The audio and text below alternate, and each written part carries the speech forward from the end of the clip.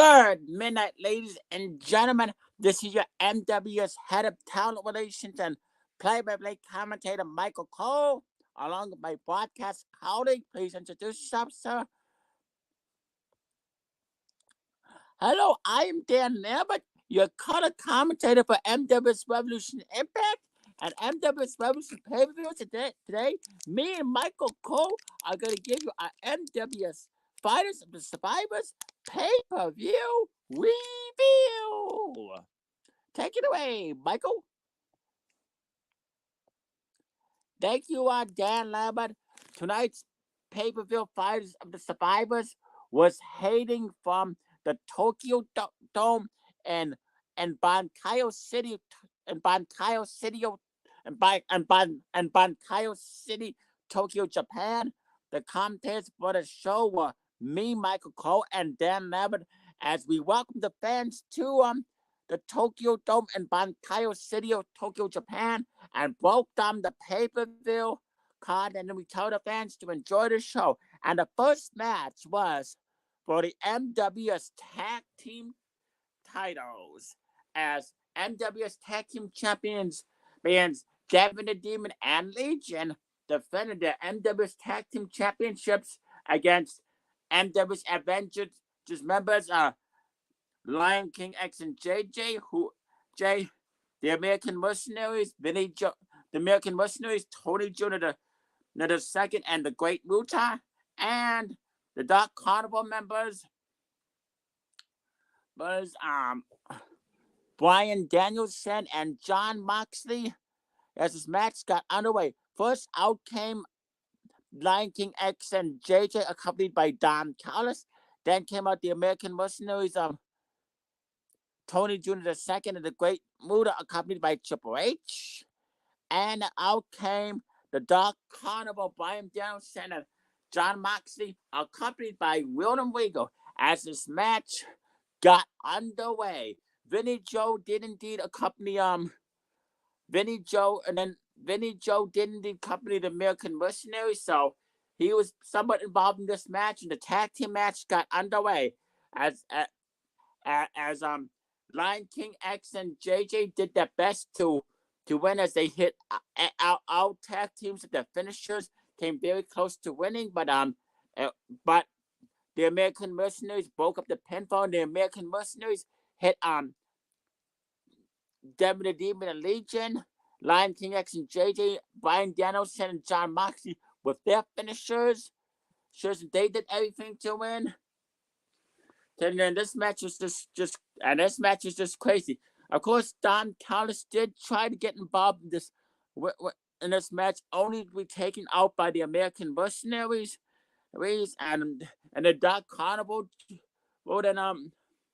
did their best to get involved as their manager. William Regal did indeed toss Brian Danielson and John Moxley brass knuckles to use, and they did indeed now William Regal did indeed toss Dark Carnival John Moxley brass knuckles, but unfortunately William Regal ended up turning on John Moxley during this match and turning on Brian Danielson in this match, as the Dark Carnival came out and took out John Moxley and Brian Danielson, kicking John Moxley and Brian Danielson out of the Dark Carnival. Thanks to William Regal and his master plan, as Mitchell Mayette came down on crutches, and he used his crutches as weapons, and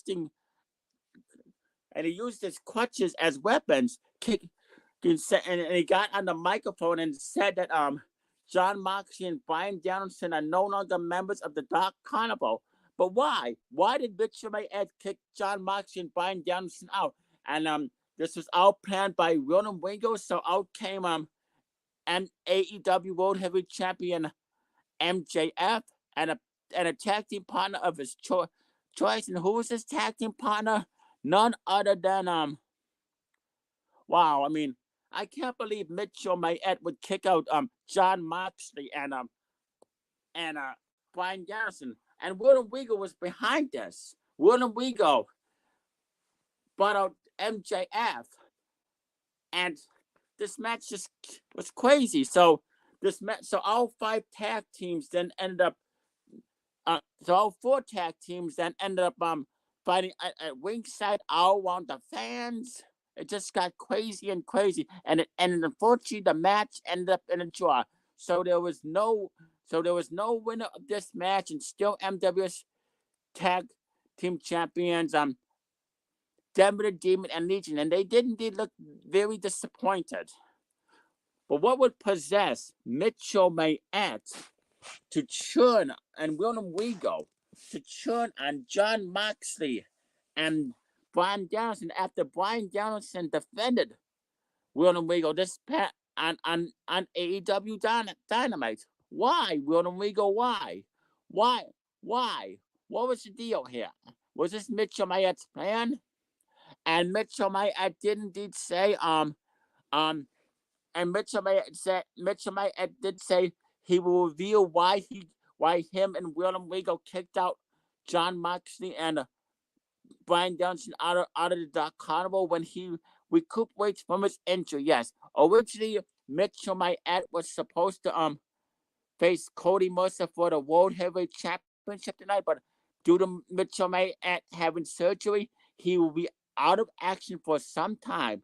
And we don't know when Mitchell Mayette will return. We don't know if he will return at Revolution Wars. We don't know if he'll return at Revolution Rumble. But Mitchell Mayette did talk in the mic and says when he does make his return, when he is medically cleared to return, then he will indeed be facing Cody Mercer for the World Heavyweight Championship. He said that he hopes and prays that Cody Mercer retains his NWS World Heavyweight Champion against Finn Balor tonight, because he wants this to be an even playing field. And Finn Balor, WWE's Finn Balor, formerly known as Prince Devitt, is the newest member of the Dark Carnival. Wow. That was just crazy. So there was no winner of the Fatal 5-Way match, but Scott Casey-Gale did indeed come out and say.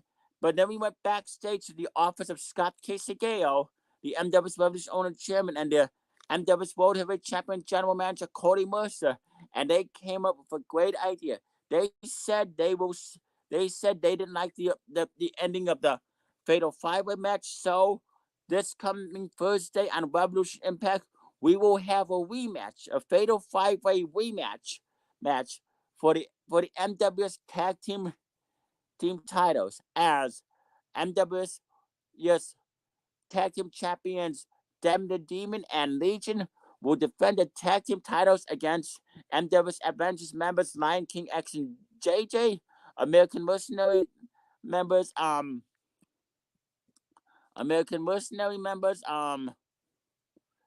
Tony Jr. II and another partner of his choice against against the Dark Carnival. But MJF will have a partner of his choice. But who's the AEW World Heavyweight Champion MJF going to choose? And it will be a Fatal 5-Way Steel Cage match. That's right, a Fatal 5-Way Steel Cage match. It'll be the MWS Tag Team Champions, be it Devin the Demon and Legion, defend their tag team titles against MWS Avengers members Lion King X and JJ, and against Tony Jr. II and a partner of his choice, and the Dark Carnival, MJF, and a partner of his choice. Who's MJF going to choose? We will find out this week on Revolution Impact, but it'll be a Fatal 5-Way Steel Cage match for the MWS Tag Team Championships. And the only way to win is either by pinfall, submission, or the first tag team to exit the cage. And whatever tag team is the first to exit the cage, either they become the new tag team champions. However, if the current NWS tag team champions being Them the Demon and Legion are the first to exit the steel cage. Then they retain the tag team titles. So this should be an interesting match. I am looking forward to the Fatal 5-Way steel cage tag team title match for the NWS Tag Team Championships. Man, this is going to be one a hell of a fight. What do you think, Dan Lambert? Yes, I completely agree with you, Michael Cole. This was one a hell of a tag team title match, but I was very disappointed in the end. I don't know why the Dark Carnival turned on John Moxley and Bryan Danielson. Why did William Regal come up with this plan? How long have William Regal and Mitchell May been planning this? And what more? And what could you expect more? But and when will Mitchell Mayette recover from his injury? This is just crazy. This is just a crazy night, a crazy way to start the show. And what's going to happen in the Fatal 5-Way Tag Team? And what's going to happen in the Fatal 5-Way Tag Team title match? Who's going to win? Will Devin the Demon and will the NWS Tag Team Champions Devin the Demon and Legion overcome the odds in the Fatal 5-Way Tag Team title steel cage match? Will we have new tag team champions? Who is going to be at end? Who is Tony Jr. II going to choose as his tag team partner this coming Thursday in Revolution Impact? Who is the newest member of the Dark Carnival AEW World Heavyweight Champion MJF going to choose as his tag team partner? What the hell is going on? Oh my God, this is just crazy. And the second match was the Thanksgiving Feast Fight match. As the American Mercenary members, Vinnie Joe teaming up with Tony Jr. II and the Great Muta taking on the 46th President of the United States, Joe Biden. Then Lion King X and Don Callis and the Thanksgiving Feast Fight match. First out came the American Mercenaries, Vinnie Joe, Tony Jr. II, the Great Muta, accompanied to the ring by Triple H, and they came up to huge cheers from the Tokyo, Japan crowd, and then out came the 46th President of the United States, Joe Biden, then Don Callis and Lion King X to tremendous boos, and they were accompanied by the 49th Vice President of the United States, Kamala Harris, and Paul Heyman. As this match got underway, and the American Mercenaries were beating the holy hell out of Joe Biden, then Don Callis, listen, Lion King X. This match was just crazy. They will win, and then Joe Biden and then Don Callis super kicks Vinnie Joe, Tony Jr. II, and the Great Muta to hell. And then Joe Biden for his pumpkin. Then Joe Biden dumps gravy all over Vinnie Joe, Tony Jr. II, and the Great Muta, and he busts him on the head with a Thanksgiving turkey, and shoves Thanksgiving, and then some shoves turkey in their mouths, and then Joe Biden then shoves mashed potatoes in the mouths of Vinnie Joe, Tony Jr. II, and the Great Muta until the American Mercenaries fight Joe Biden, then Don Callis, and Lion King X off. Vinnie Joe breaks a turkey over the heads of Joe Biden. Then Don Callis and Lion King X, Vice President Kamala Harris gets involved, only to eat a spinning powerbomb and chokes them from the American Mercenaries, and then this is the best part. The American Mercenaries, Vinnie Joe, throws pie the face of Kamala Harris. Pumpkin pie in the face of Kamala Harris. Joe Biden gets mad and he gets pie in his face as well. He gets pumpkin pie and apple pie in his face. And so does Lion King X, and so does Don Callis. And then the American mercenaries then decide to body slam Joe Biden, then Don Callis and Lion King X, and a bucket full of gravy. And they dump them in, and they give them a gravy bath, and then Vinny Joe gets green beans and shoves them in the mouth of Joe Biden, Don Callis, and Lion King X. And he shoves, and then he shoves, and he makes Joe Biden eat a full plate of red beets, and then green beans and mashed potatoes. And then this is where it gets good. This is where it gets good. The American mercenaries slam Joe Biden, Don Carson, Lion King X's head on the turnbuckles. And then they dump salt and pepper out over them. And then they body slam them through. Then they triple powerbomb Joe Biden, Don Callis, and Lion King X through a table. And then they dump food over them. And they hit them with the finishers. That's right. They hit them with their finishers. One is the spinning powerbomb, the choke slam, and the skull and bones. And they get very close, this close to winning the match, keeping the undefeated streak alive. But unfortunately, and then all of a sudden, a masked man comes down and low blows Vinny Joe, allowing Joe Biden to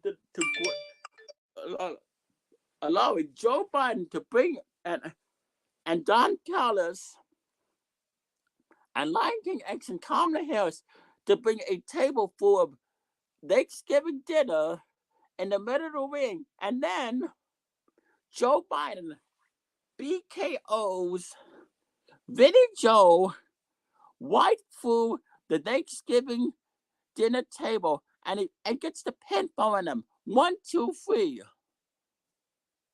Wow.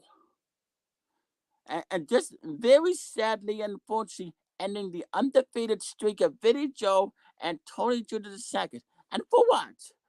I mean, this match was going so well. The American mercenaries were winning, and then they had to take the stupid masked man to interfere in the match and cost Vinny Joe and Tony Jr. II their undefeated streak. Wow. Who is this masked man? Who is this? I want to know. Who is this masked man? Who was behind it? Is this a newest member of the NWS Avengers? I mean, Joe Biden will do anything to upset the fans. And the way he won the match against the American mercenaries was very disappointing. Wow. I can't believe it. I was actually enjoying this match until that stupid masked man ended up costing the American mercenaries the match. So which means the NWS Avengers unfortunately still have to keep Johnny Da Vinci as a hostage. That is until this Thursday on Revolution Impact. Oh boy. And we just heard that Vinny Joe will be taking a break from the NWS Revolution for a while. Well, as he did explain in the video earlier today, so Tony Jr. II will be taking over as leader of the American mercenaries until Vinny Joe returns. We don't know when Vinny Joe will return, but he did. But Scott Casey Gale, the NWS Revolution owner, chairman, and CEO Scott Casey Gale, will be taking over doing an investigation of who is selling the NWS Avengers drugs, along with Dr. Hugo Strange and my broadcast colleague Michael Cole. But wow, what a disappointing way to end this match. What you think, Michael Cole? Oh,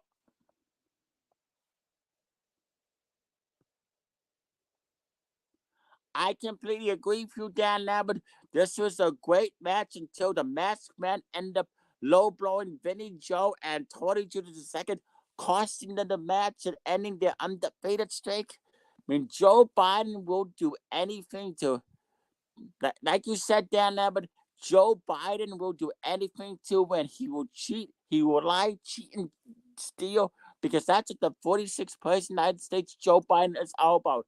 Lying, cheating, and stealing, upsetting the fans and upsetting the American people. This is very disappointing. And I really hope, and I really, really, truly hope that the American listeners get payback on the NWS Avengers, and I know they will, because they don't let the fans down. But as of right now, Vinny, as you said, Dan Nevin, as Vinny Joe said, Vinny Joe will be taking a break from the NWS Revolution, and Tony Jr. II will be taking over until further notice, which means me and Scott Kisageo, also known as Scotty Badbones, along with Dr. Hugo Strange, will be will be continuing the investigation of who exactly is selling Joe Biden, Kamala Harris, and the NWS Avengers drugs. And when we reveal the person who's behind the culprit, they will have hell to pay. Anyway, the next match was an I Quit match between NWS Revolution owner, chairman, and CEO Scott Casey Gale, also known as Scotty Badbones, and the 46th President of the United States, Joe Biden. At this time, he was accompanied by Paul Heyman and Kamala Harris. So out came Scott Casey Gale, also known as Scotty Badbones, to huge cheers from the from the Japanese crowd. They were chanting Scotty Badbones, Scotty Badbones. And of course, the NWS Revolution owner, chairman, and CEO Scotty Badbones was accompanied by his agent, Shane McMahon. And then out came Joe Biden to once again huge and loud boos from the Japanese crowd. They were saying, "You suck, Biden, you suck, Biden." They were chanting, "Let's go, Brandon, let's go, Brandon." They were chanting, "Fuck Joe Biden, fuck Joe Biden."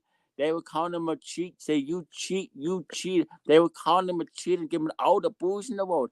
As this match got underway, and Scotty Badbones wasted no time beating the holy hell out of the 46th President of the United States as he grabbed Joe Biden's head, slammed him on all four turnbuckles, chopped him in the chest, gave him several low blows, a body slam, a scoop slam, and then Scotty Badbones locked Joe Biden in a sharpshooter. But Joe Biden refused to submit and say, "I quit." And then Scotty Badbones locked Joe Biden in the figure four leg lock.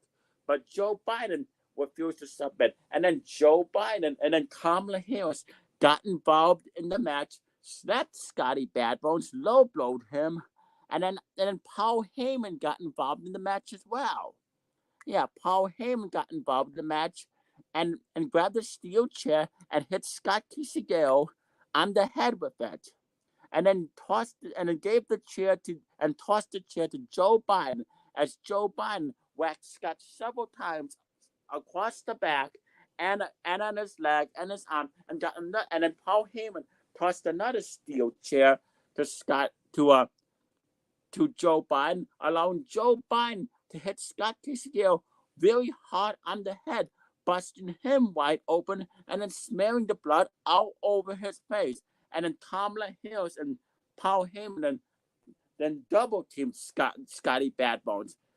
And then Don Callis out of nowhere came and got involved in this match and super kicked Scotty Badbones. And then out came Cody Moss and chased Don Callis away. Wait, as Joe Biden, Paul Heyman, and Kamala Harris were just was beating down Scotty Bad Bones. Joe Biden then delivered a BKO to Scotty Bad Bones, but first Biden kicked him, then delivered a BKO, and then Joe Biden locked Scotty Bad Bones in the figure four leg lock, and the referee asked Scotty Bad Bones if he wanted to quit, and Scotty Bad Bones said, "No, I am not quitting. I am Joe Biden. You are not gonna make me quit." And then Joe Biden and then got a sledgehammer and hit, and then Paul Heyman tosses Joe Biden then a sledgehammer, allowing, and then Joe Biden then hits Scotty Bad Bones in the stomach, like with the sledgehammer on the head, and then all of a sudden, and it's like, and then both and Kamala Harris and Joe Biden are double teaming Scotty Bad Bones. Bones. And then Paul Heyman gets involved and snaps Scotty Bad Bones and gets brass knuckles and punches Scotty Bad Bones in the face. I'm like, what the hell? Joe Biden desperately asks Scotty Bad Bones if you want to quit. Scotty Bad Bones says no. Joe Biden is demanding Scotty Bad Bones quits, but Scotty Bad Bones refuses to quit. Oh boy, this match is just getting crazy. And then no matter how hard Joe Biden tried, he could not get Scotty Bad Bones to quit. And then Scotty Bad Bones then starts firing up, and Scotty Bad Bones takes out Vice President Kamala Harris as he drops her, as he delivers a scoop slam to her, and then delivers a fork smash to Kamala Harris, and then RKO's Kamala Harris, taking her out for the rest of the night. And then he scares Paul Heyman off. And then Joe Biden does his best to deliver another PKO, but Scotty Bad Bones blocks it and low blows Joe Biden, and then gets the sledgehammer, hits Joe Biden in the stomach with the sledgehammer, and then whacks him very hard in the face, busting him wide open. Grabs a steel chair, beats him several times with the steel chair, hits someone on the head with the steel chair, busting him up even more. Scotty Bad Bones then delivers knocks Joe Biden the figure four again. Demands asks if Joe Biden wants to quit. Joe Biden says no. Scotty Bad Bones then delivers a frog splash and an RKO, and asks Joe Biden if he wants to quit. And then Scotty Bad Bones continues to beat the holy hell out of Joe Biden nonstop. And then Scotty Bad Bones then grabs barbed wire, wraps around the face of Joe Biden, then and locks him in a submission hold, and finally after getting several beatdowns from Scotty Bad Bones, Joe Biden finally decides to quit, decides to scream "I quit," and win of the match, Scotty Bad Bones, via making Joe Biden say "I quit." Wow, this match was brutal. This match was crazy, but in the end, Scotty Bad Bones won. And then Joe Biden then goes to shake Scotty Bad Bones' hand, but it was a trick, as Joe Biden then low blows Scotty Bad Bones. And then Joe Biden gets on the mic and tells Scotty Bad Bones, it's not over between me and you Scott Casey Gale. It is far from over. So it looks like the Scotty Bad Bones versus Joe Biden feud is going to continue. Wow. So Joe Biden just will not give up. Joe Biden's upset because Scotty Bad Bones made him say "I quit," and instead of being a fair loser, Joe Biden decides to be a sore loser. But what can you expect from Joe Biden? No surprise. What you think about this match, Dan Lambert? Oh, this was one a hell of a "I quit" match. Michael Cole. I mean, Scotty Bad Bones beat the holy shit out of Joe Biden. I mean, Joe Biden did everything he could to win, but he could not make Scotty Bad Bones say "I quit." And in the end, Scotty Bad Bones makes Joe Biden say "I quit." And then Joe Biden, like you said, Michael's got to be a sore loser, and then low blows Scott Kisegale after the match, which means Yes, we will see more of the rivalry between Scott Tisdale and the 46th president of the United States, Joe Biden. When is this feud gonna end? We don't know. What's the next match gonna be between Scotty Badmans and Joe Biden? Only time will tell. And then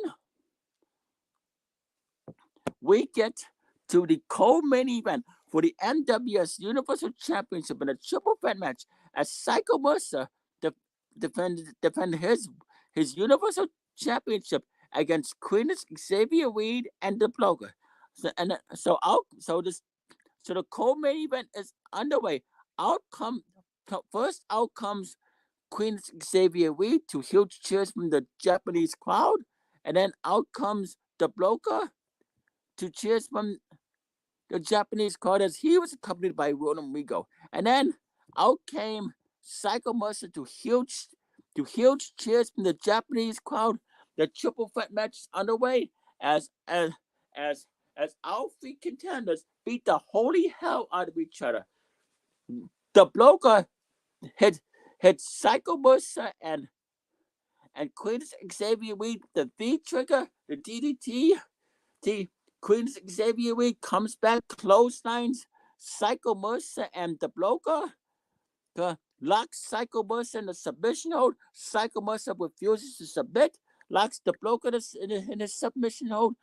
The Bloker refuses to submit. The Bloker comes back strong, and then the Bloker then out of nowhere, then the Bloker locks both Psycho Mercer and Queen's Xavier Reed in a Steiner recliner, but they both refuse to submit. Queen's Xavier Reed knocks Psycho Mercer in the chokehold, but he refuses to submit as the Bloker breaks the submission hold, and then out of nowhere,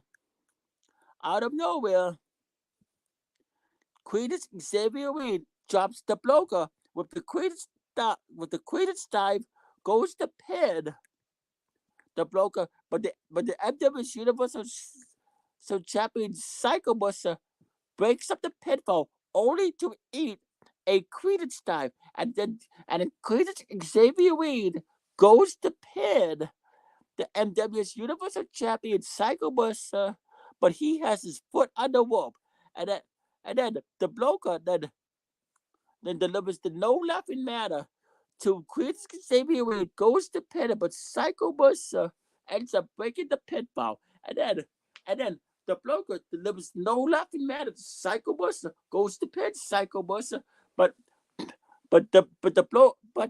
Queen's Xavier Reed slowly gets up and breaks the pinfall, and all three members are beating the holy hell out of each other in this triple threat match, desperately doing everything in their power to win, but it's not enough to keep Psycho Mercer down. The Bloke is about to deliver a no laughing matter to Psycho Mercer, but Psycho Mercer blocks it and hits the Bloker with a Psycho Stunner, Psycho Bomb, and Psycho Buster. And then Psycho Mercer delivers a Psycho Stunner, Psycho Bomb, and Psycho Buster to Chris Xavier Reed and gets the pinfall on both the Bloker and Chris Xavier Reed and retains his Universal Championship. Winner and still NWS Universal Champion Psycho Mercer via pinfall with Psycho Stunner, Psycho Bomb, and Psycho Buster as this match lasted 19 minutes and 45 seconds. What a hell of a co-main event, and congratulations on Psycho Mercer and still being the NWS Universal Champion. Wow, this is what a hell of a co-main event. And then after that, we got a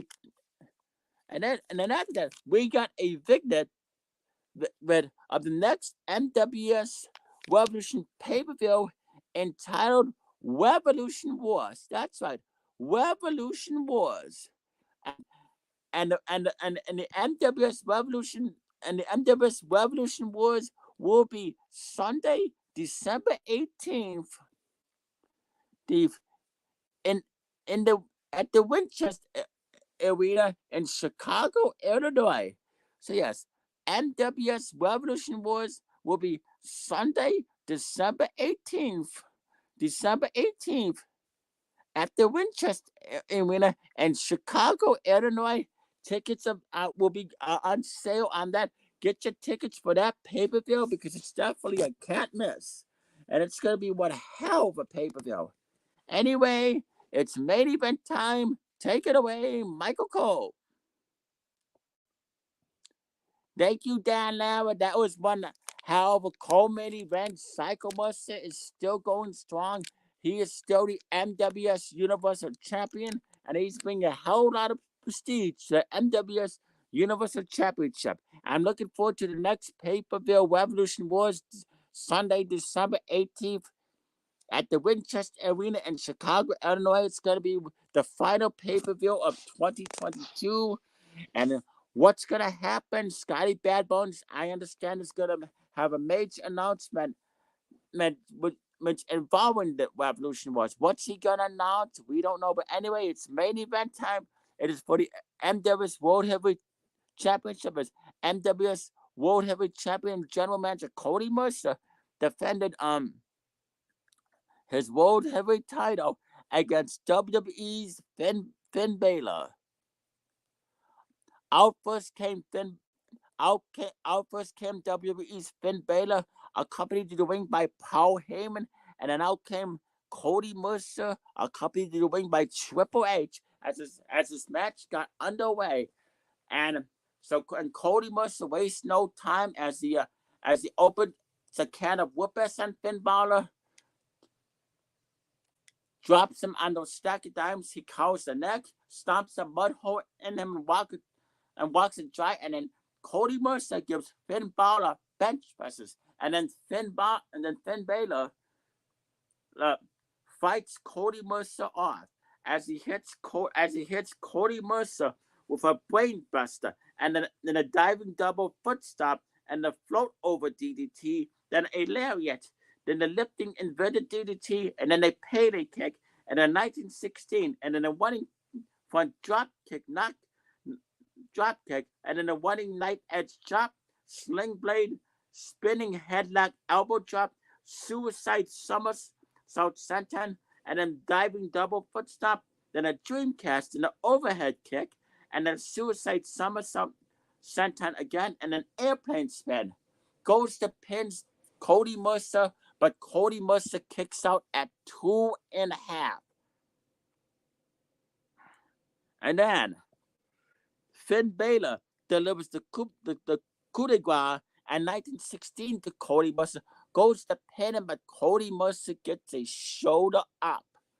And then he decides to drop Cody Mercer with the Bloody Sunday, the Reverse Bloody Sunday, the Brainbuster, the Devil's End, and the Prince's Phone, and the Shingata Prince's Phone. Goes to pin him, but it's not enough to keep the NWS World Heavyweight Champion General Manager Cody Mercer down, as Cody Mercer fights Finn Balor off as they wrestle each other back and forth with submission after submission, then signature after signature, and then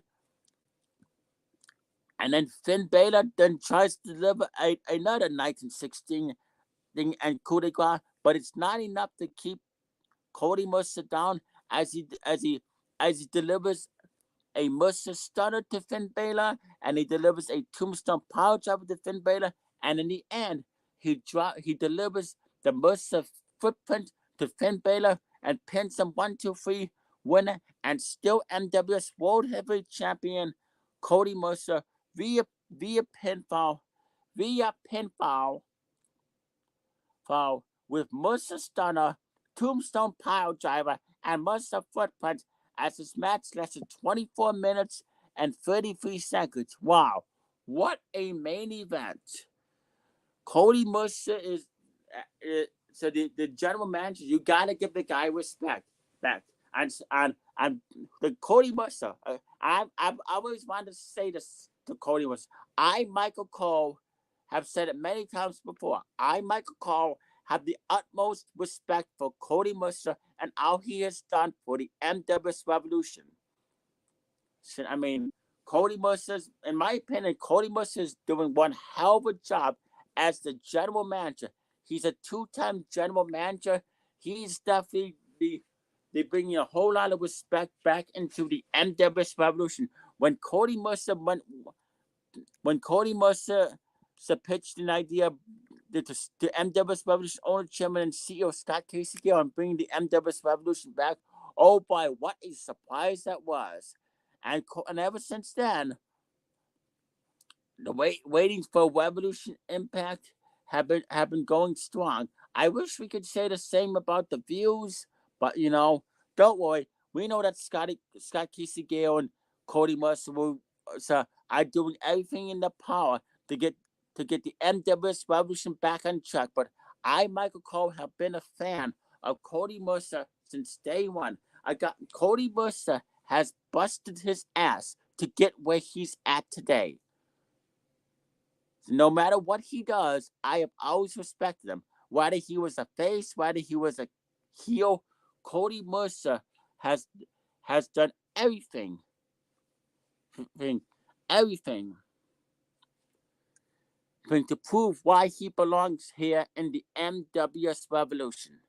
And you gotta give Cody Mercer respect for that. You cannot take that away from Cody Mercer. It took 8 long years, for Cody Mercer to win the World Heavyweight Championship. And at the September pay-per-view, bragging rights, Cody Mercer finally won the big one. And what a moment that was. I mean, Psycho Mercer, who is the current NWS Universal Champion, and had to take Cody Mercer's doppelganger, Psycho Mercer, who won the NWS World Heavyweight Championship back in 2017. I mean, Cody Mercer had to go through a lot. He had to go through a doppelganger. He had to go through.